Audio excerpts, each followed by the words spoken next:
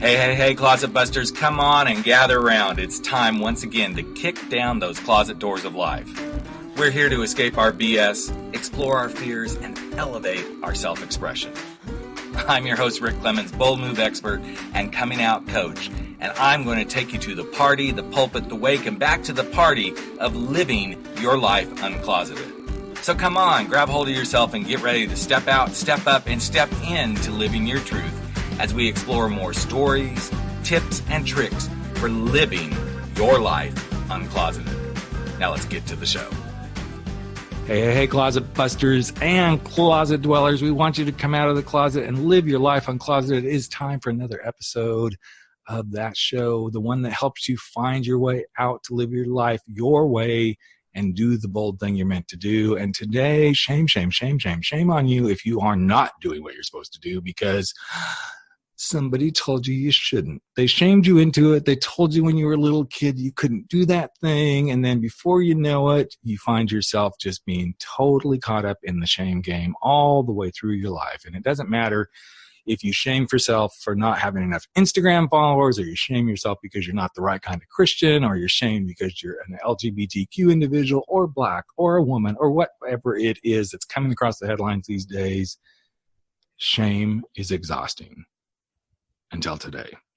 Well, maybe not till today. I would love to solve the whole world's problems with shame with my good friend Midge, who's going to be on here in a moment. But we sure hope you take some time today and really listen to what does it mean when we can really step past, through, over, and stomp out those feelings of shame. In fact, if I had my way, I'd tell the whole shame thing to go fuck off and get the hell out of our way, because otherwise we can't live a beautiful, awakened life. And that's why I invited my good friend Midge, who's been on the podcast. I think this is going on number 3, right, Midge? I think so.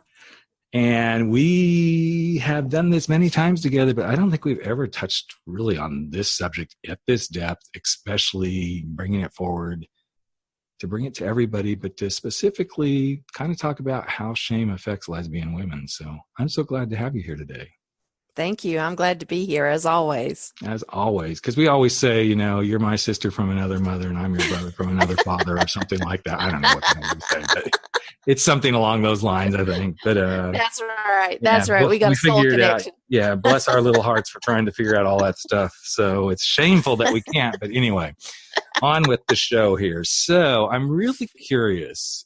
This thing came up kind of out of left field when you approached me on it. And obviously it's a passion of yours. So why this whole shame thing? Why did it start to crop up in your life and you want to address it and really talk about it? Well, it was such a hard thing for me to come out. Mm-hmm. I was in a religious family. I had a grandfather. You're a lesbian? Are you serious? Oh, by the way. Okay. Okay, well, I might need a martini after this one, for crying out loud. Only if all you right, share. This is how Midge and I roll. We just kind of do this. Right? That's right. Yeah, this so is what we did. It was really hard. I do know it was really hard. So it really was hard. And I was in a small town, lots of ministers in my family, and it was just not safe or probably feasible for me to have figured it out so early. But because of that, I knew I was different. Intrinsically, I knew, but there was no language back in the day. You know, I'm 59. So back in the day, we didn't talk about this openly. There were no Instagrams and Facebooks and internet. There was none of that. None of that. So you only knew what your family told you. And our youth group told me that sex was like having or homosexuality was like having sex with animals. And that was the first time it had ever been discussed in any kind of formal fashion. And I thought, well, I can't be that. And that scared me to death. So there was a lot of shame in knowing that I was different, feeling different. I'd go to the altar every Sunday and pray and cry and try to figure out how to feel like I was accepted. And it went for years and years like that. And then, you know, how society just does it anyway. I mean, we're not really like on the top of the, you know, preferential treatment list. Mm-hmm. And so a lot of shame, I think, is kind of intrinsically put upon us just by how people model that for us. You know, here's the pink toys. Here are the blue toys. This is what you can do as a job. This is what you can do. And then, of course, everybody has to be straight. There were no options. Yep. So I think shame is just part of what we naturally feel when we know that we're different. And if we become something other than what we're feeling, it's not going to be right. And I think that shame interferes with not only our spiritual self, but it interferes with our growth as a person, that we can't, if we're hiding that within ourselves, that inner homophobia, then that is affecting our quality of life, and it's also affecting our relationships. It's affecting everything. Mm-hmm. And so when homophobia is huge. I mean, we have all gone through it. And okay, those of you who are straight, you haven't, but trust me, you have your own version of internalized homophobia that you've probably gone through. And it's just such an ass kicker, because it's like, here I am, I know I'm gay.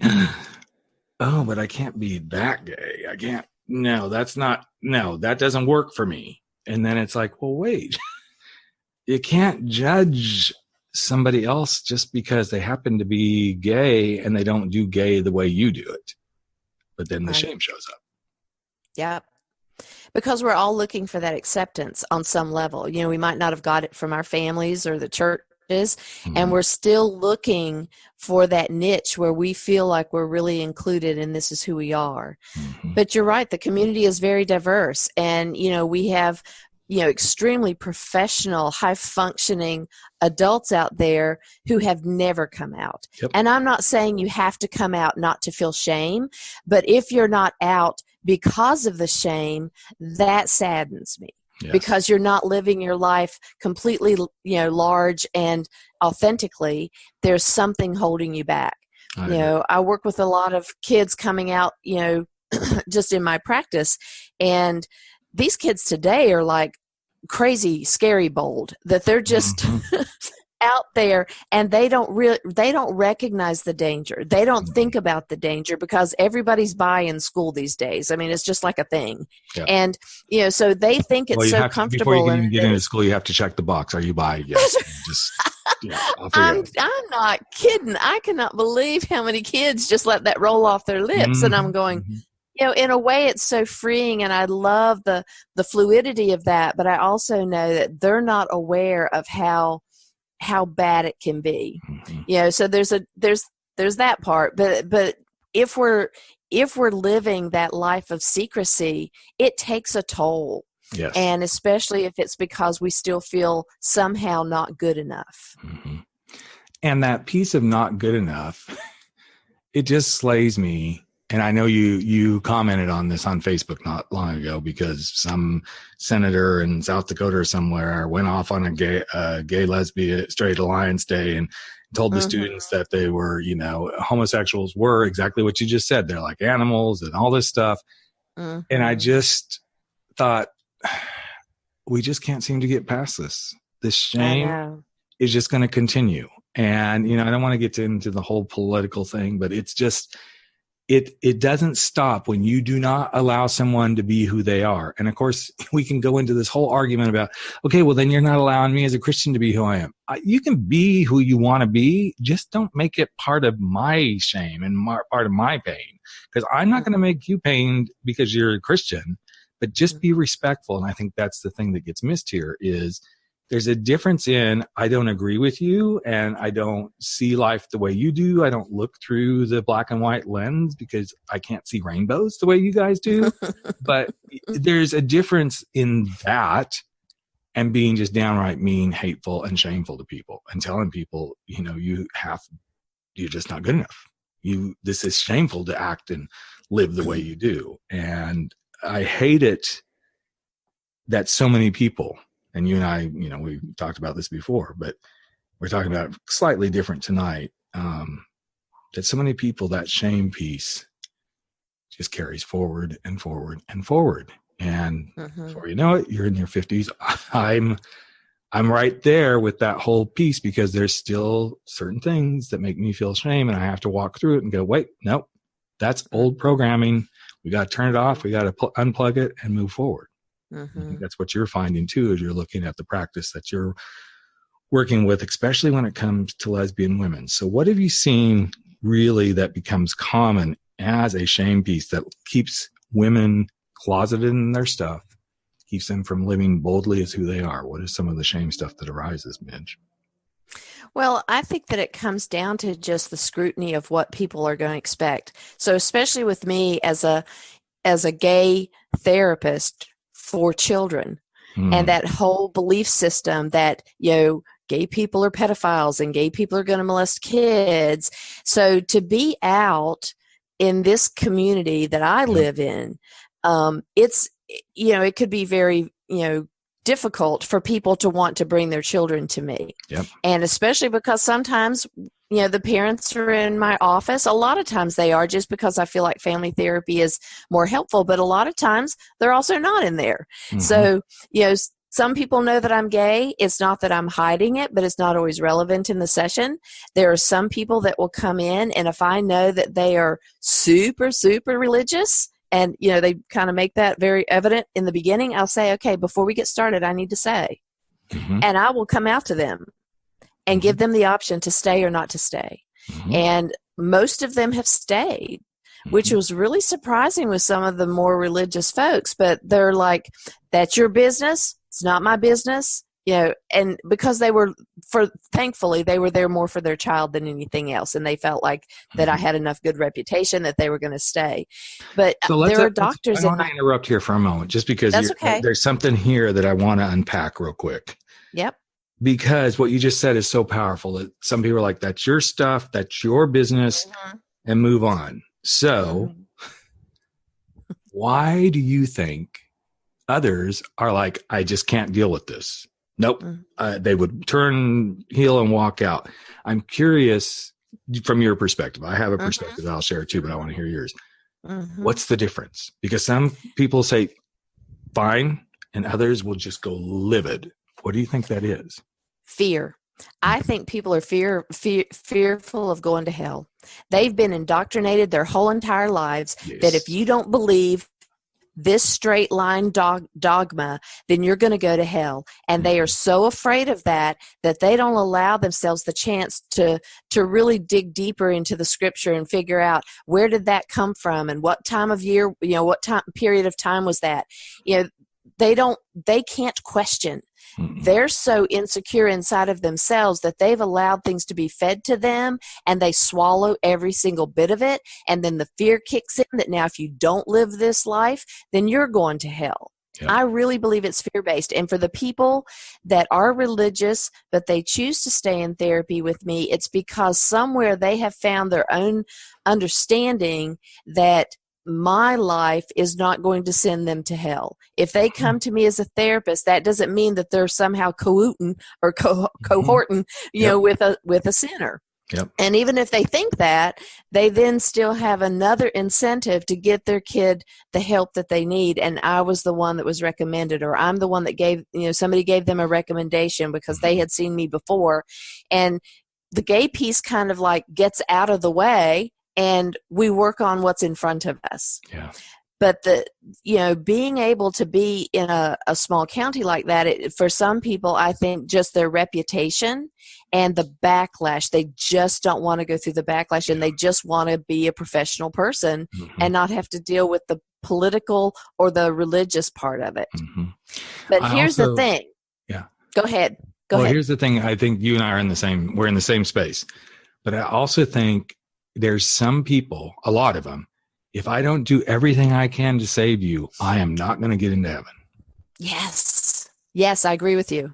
Yeah, and it's their job. It's their job. It is their job. And there's certain people in our current administration, Sarah Huckabee, I didn't mean to say that, in particular, that, honey, if it was my job to fix your makeup, honey, I would get into heaven. So, that's just what it is. But I have seen this so often, and I finally asked somebody a couple of years ago who was like very blatant about this. I thought, okay, I could go with why does what I do in my bedroom, or who I live with, or who I wake up with. And I thought, nope, not even going to go there. I went straight to the jugular, and I said, so if you could change me, what are you going to get from it? And then that's what I got back. Was dead silence. Wow. Because suddenly They didn't know what to do. The dogma couldn't come out. Yep. Because, I haven't been taught how to respond to this. Right. And then suddenly they had to think for themselves. They had to have the answer. And I've done this a couple other times, and the others who have responded, they changed the subject immediately. Well, that's not what this is about. Well, okay, then what is it about? And again, it's like, as soon as you start to challenge in the right ways, and this isn't what this is about, but it is about getting to that shame piece. It's like, you're going to throw shame or shade, whatever you want to call it, on me. And then you want me to pack it in my Samsonite and carry that with me the rest of my life. But you can't justify why you're throwing that shame and shade. It doesn't work. Right. It doesn't work. And it's not just about gay people either, because my focus in my coaching business is all about transforming the pain and shame from wherever you're at.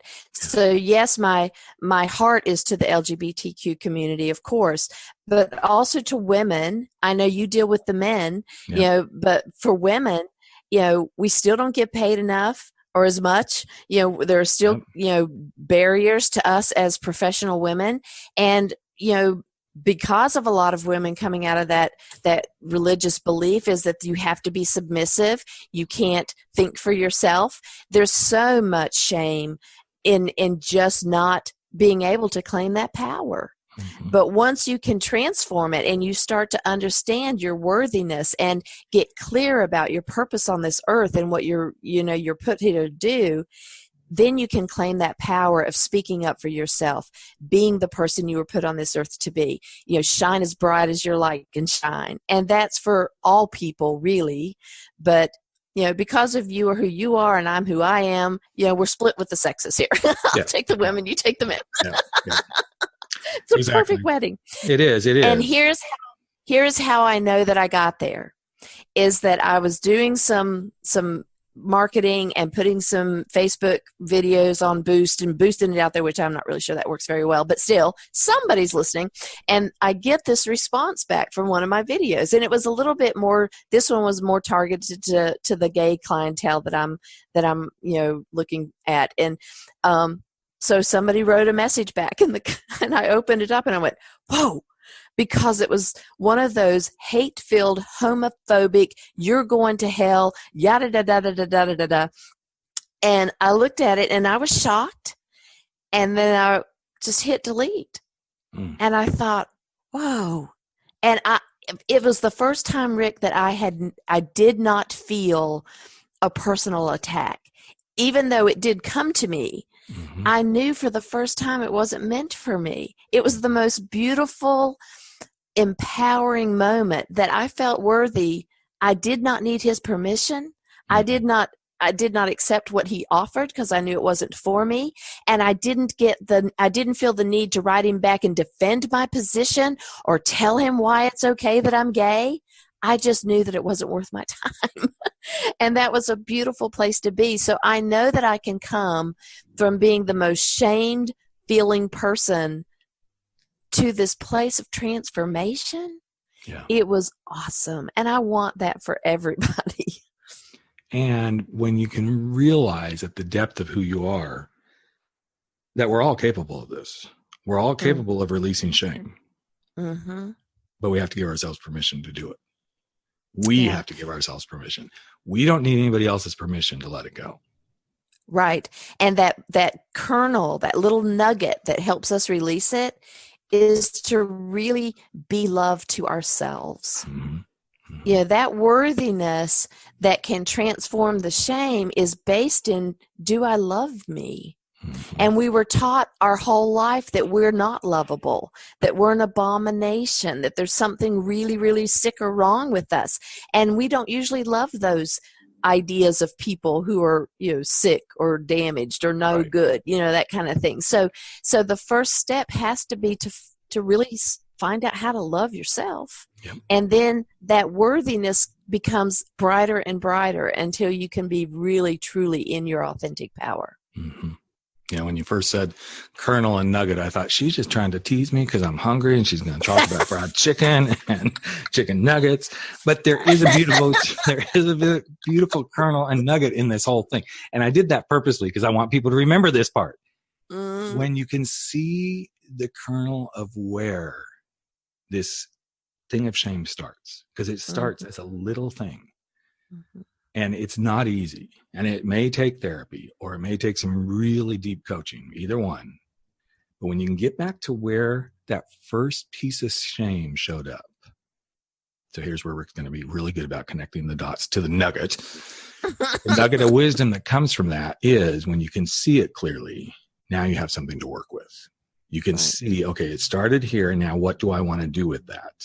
And if you can take that and kind of then begin to feel the history of how you carried that and what it feels like to carry that shame and to hold that shame and to, you know, stand in front and say, here's what I'm ashamed of, until you can take that and say, this no longer exists, and pull it away. That's when the nugget of wisdom shows up, because you can pull it away. Unfortunately, and fortunately, you got to go back to the genesis of it. And sometimes you don't have to go back far. I mean, and this happens every day.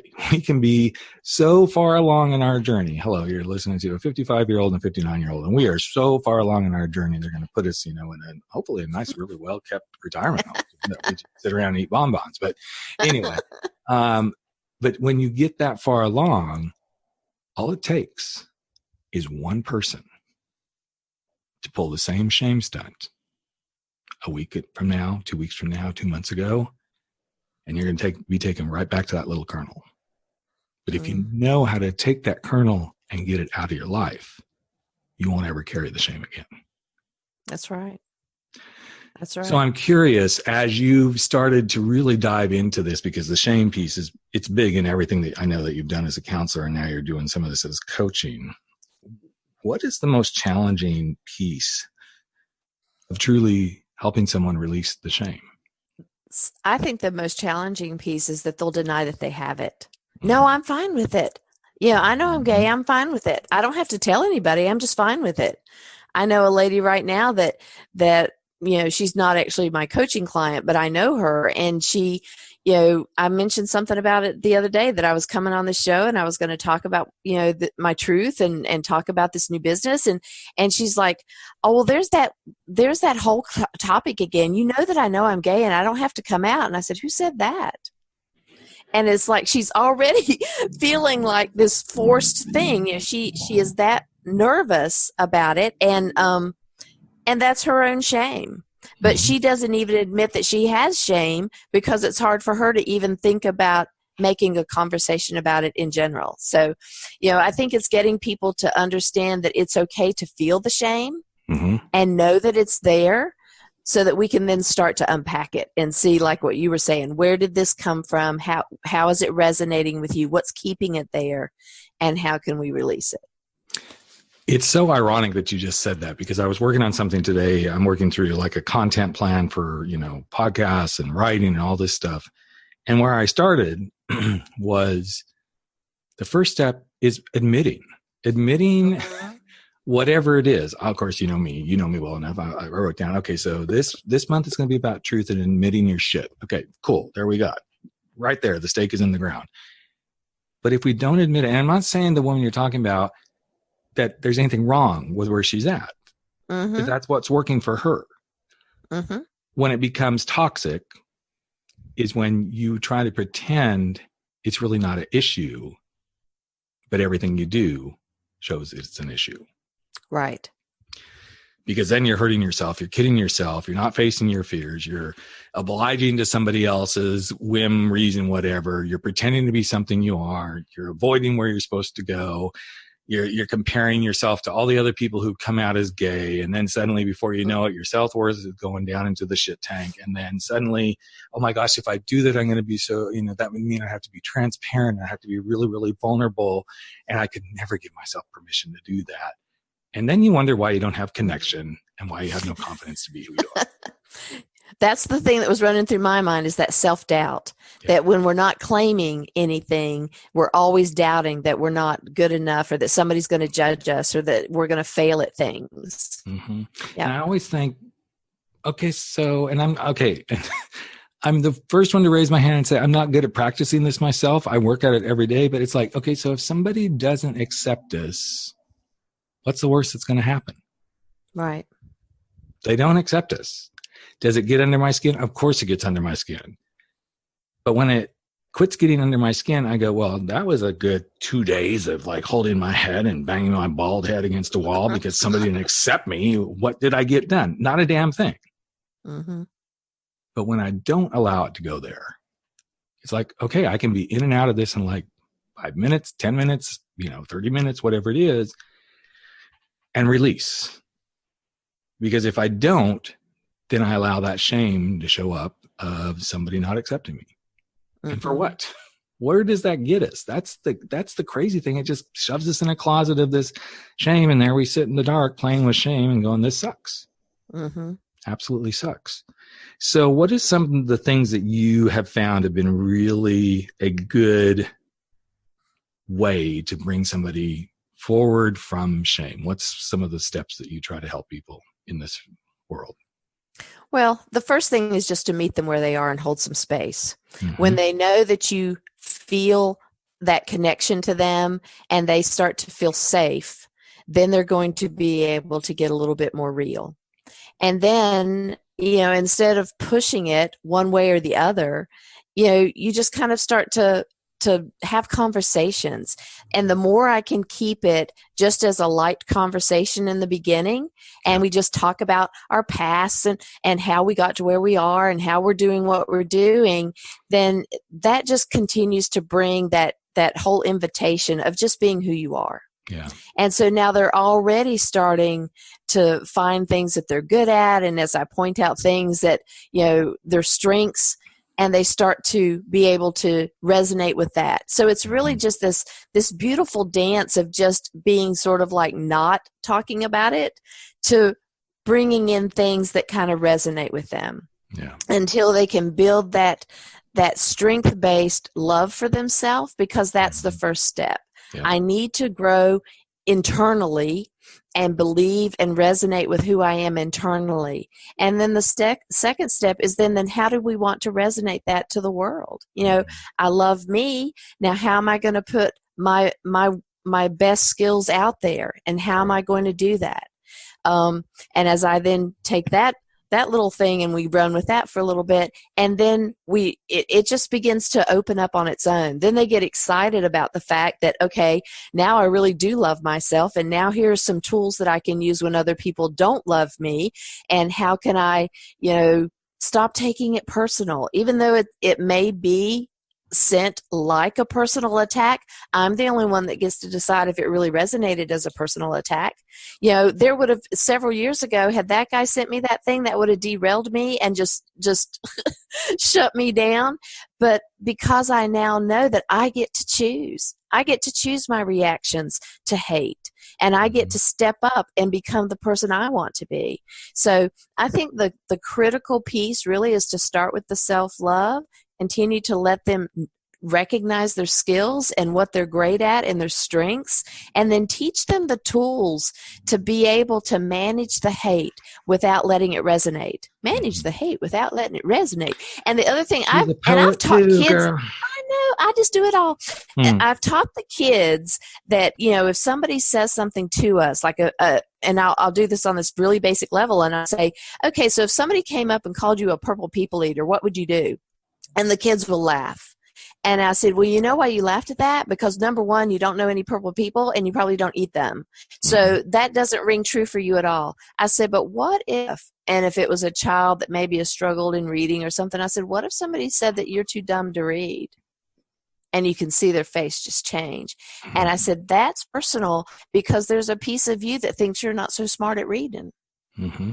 And then we talk about how everybody's smart at something. And so you can be smart at math, or you can be smart at drawing, or you can be smart at being the best runner.